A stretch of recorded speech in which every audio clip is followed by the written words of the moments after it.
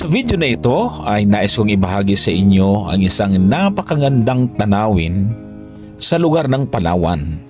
Walang iba kundi ang El Nido. Halika, samahan niyo po ako at pasyalan natin ang napakagandang lugar na ito. Alamin muna natin ang lugar ng El Nido bago ito nadiskubre. Ano ba ang history ng lugar na ito bago naging tanyag?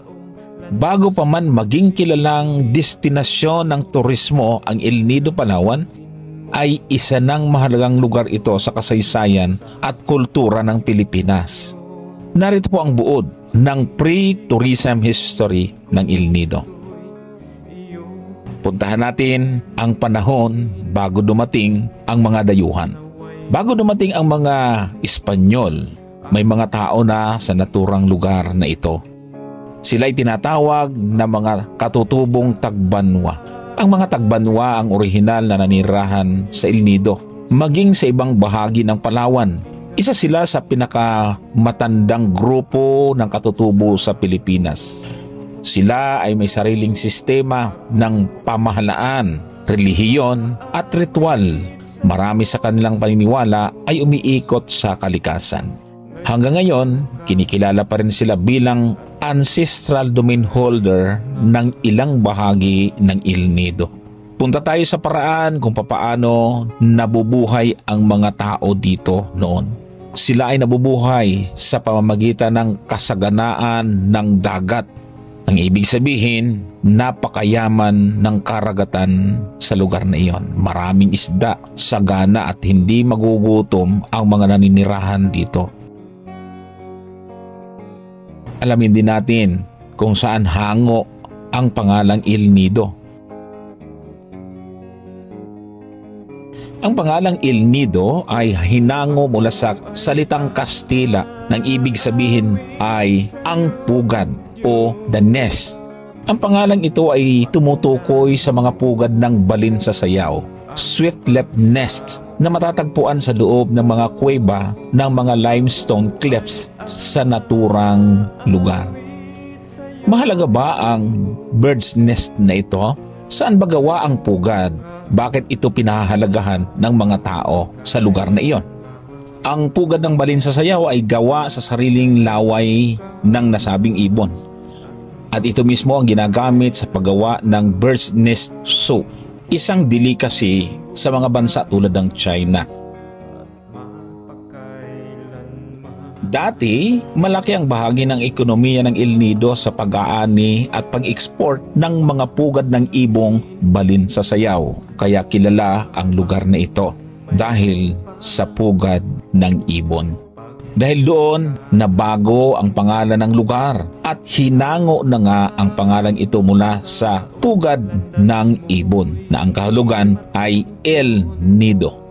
Dahil noong 1896, noong panahon ng mga Espanyol, napansin nila ang dami ng mga pugad sa mga kuweba sa lugar na ito. Kung tinawag silang El Nido, ang tanong, ano ba ang dating pangalan ng lugar na ito? Ang lugar ng El Nido ay kilala sa pangalang Bakwit, na ngayon ay ginagamit pa rin nila bilang pangalan ng Bakwit Bay, kung saan makikita ang maraming islands at lagoons. At ako mismo ay tumira sa lugar ng Taytay kung saan sakop nito ang El Nido, at ako mismo ay saksing buhay kung paano ito na-develop at lalo na ang pangalang Bakwit na tinatawag namin noon. 1980 ay dumadayo kami sa mismong lugar at walang gaanong tao sa ibang bahagi ng baybayin ng El Nido kung saan tinatawag naming Bakwit. Ang tanong ay, sino naman ang nagpangalan ng Bakwit? Sa panahon din ng Espanyol, nang dumating ang mga Espanyol noong 18th century, natuklasan nila ang lugar at pinanganlan itong Bakwit, na ang ibig sabihin ay bay, sa Tagalog ay baybayin. Bandang huli, pinalitan na nga ito ng pangalang El Nido dahil sa mga pugad ng ibon na kilala sa lugar na ito, ang balin sa sayaw. Kinalaunan, naging mahalagang lugar ang El Nido sa kalakalan at ekspedisyon sa pagitan ng Palawan at iba pang mga isla. Paano nagkaroon ng mga pagbabago At ano ang ginawang proteksyon sa kalikasan ng El Nido? Mula noong 1950s hanggang 1980s, unti-unting na-discover ang kagandahan ng El Nido ng mga lokal at dayuhang divers, explorers at mga likas na siyentipiko. At noong 1998, idiniklara ito bilang Managed Resource Protected Area. Biodiversity nito may mga endemic species at napakayamang corals reefs, limestone cliffs at marine life. Ako mismo ay saksing buhay sa pagbabago ng El Nido. Kung dati nakakapasok kami at nakakapangisda anumang araw at oras, sa taong ito ay hindi na kami pwedeng mangisda at pumunta sa mga isla nang walang pahintulot. Ano naman ang maganda sa lugar na ito? Bakit naging sikat at dinadayo ng mga turista? Ang El Nido, Palawan ay isa sa pinaka-iconic na destinasyon sa Pilipinas at ito ay sikat sa buong mundo dahil sa kanyang natural na ganda at ecological riches. Narito ang mga pangunahing dahilan kung bakit dinadayo ito ng mga turista. Una, dramatic limestone cliffs at rock formations.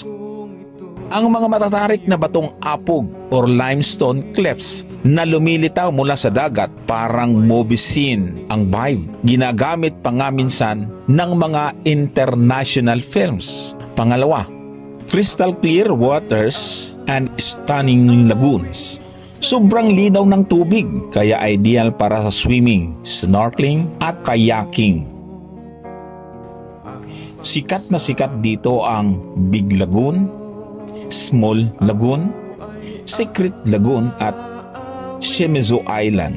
Punta tayo sa marine biodiversity. Bahagi ng Coral Triangle kaya sobrang yaman sa coral reefs at underwater life. Perfect spot para sa diving at snorkeling. Makikita ang mga sea turtles, manta rays, cloudfish at kung ano-ano pa. Kapag pumupunta ka sa lugar ay hindi maaari na hindi ka mag-island hopping. Ito'y tinatawag na island hopping paradise. Mahigit sa 45 islands and islets sa Bakwit Bay na may white sand beaches at secret coves. May iba't ibang islands hopping tours, A, B, C hanggang D na paborito ng mga turista. Sunsets at tranquility. Sobrang gandang tingnan kapag sunset, lalo na mula sa Napan Beach at Las Cabanas Beach. Tahimik, kalmado at parang ibang mundo ang ambience. Ecotourism at cultural value. May protection status bilang protected area ang lugar na ito. Kaya limitado ang development. May cultural value rin dahil sa mga katutubong tagbanwa na may malalim na koneksyon sa kalikasan ng El Nido. Instagram worthy sa lahat ng sulok. Literal, kahit saan ka tumingin, pwedeng pang postcard ang view. Marami ang pumupunta para sa photography, prenups, travel vlogs at digital detox. Kapansin-pansin din ang isang maliit na isla sa El Nido na tinatawag na Snake Island. Tinawag itong Snake Island dahil sa mahaba at liko-likong sandbar na parang ahas. Tuwing low tide, pwede itong lakaran mula sa mainland o kabilang bahagi ng isla, kaya sobrang unique at photographic. At kami mismo ay naglakad patungo dito.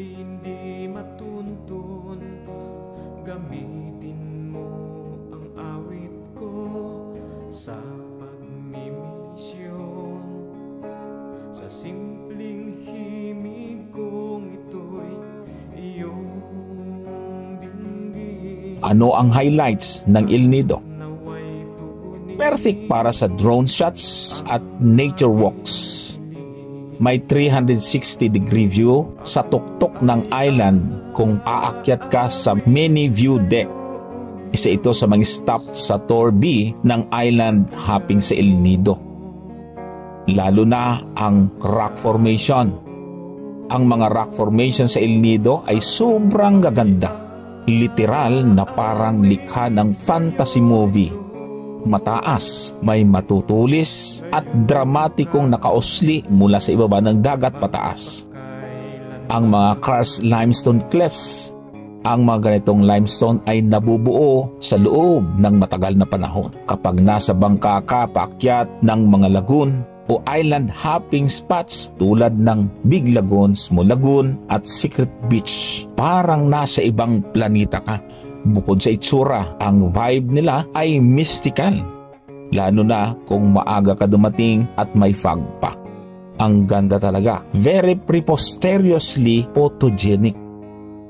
Kaya kung maghahanap ka ng lugar na parehong epic sa IG at soul refreshing, panalo ang El Nido. Sana po ay nag-enjoy kayo sa panonood at naway nadagdagan ang kaalaman at inyong impormasyon tungkol sa kagandahan ng lugar ng El Nido, Palawan. Maraming salamat po sa inyong panonood.